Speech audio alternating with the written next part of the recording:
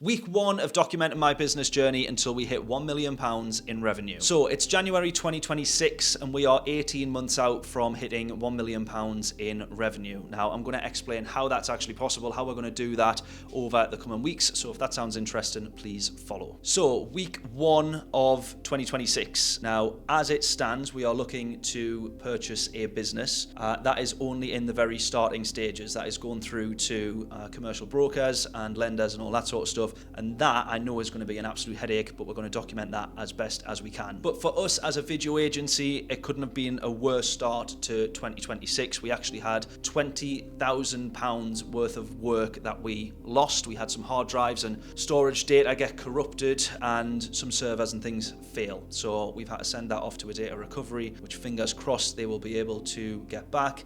And before everybody jumps in the comments and say, why didn't you back it all up? Why didn't you do this? Why didn't you use cloud storage? We do all of that. It's just gone wrong. It's one of those things. But we're potentially going to have to refund anywhere between £10,000 to £20,000 in work if we're not able to recover that data and if we're not able to do workarounds or kind of offer up some refillment that people would be happy with. If we need to refund that, we absolutely will. But that £20,000 as worst case is pretty much our entire year-end profit. And so if we have to do that, that will be an absolute killer. One thing that Ben, our editor, said to me the other day is your resilience needs to be studied.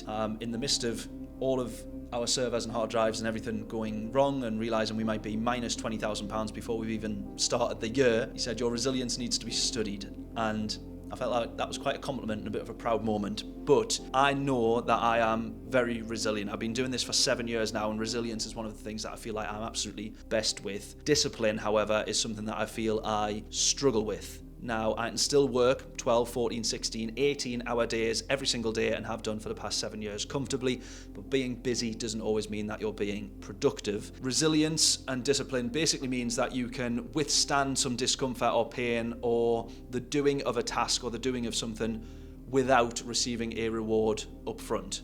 And the more disciplined you are, the more resilient you are, the longer you're able to go and the longer you're able to kind of postpone the reward. For me though, resilience is about being able to put up with something. How many times can someone electric shock you before you actually give in? That is the resilience. Whereas the discipline for me is the action, the doing something about it that inevitably will lead to a positive change. They're a very similar mindset, they're just different behaviors. And I wish that I could take some of the resilience that I have, of which is 100%, and kind of borrow some of that and put that down to discipline. So week one of January, we're already minus £20,000, but hopefully things get better.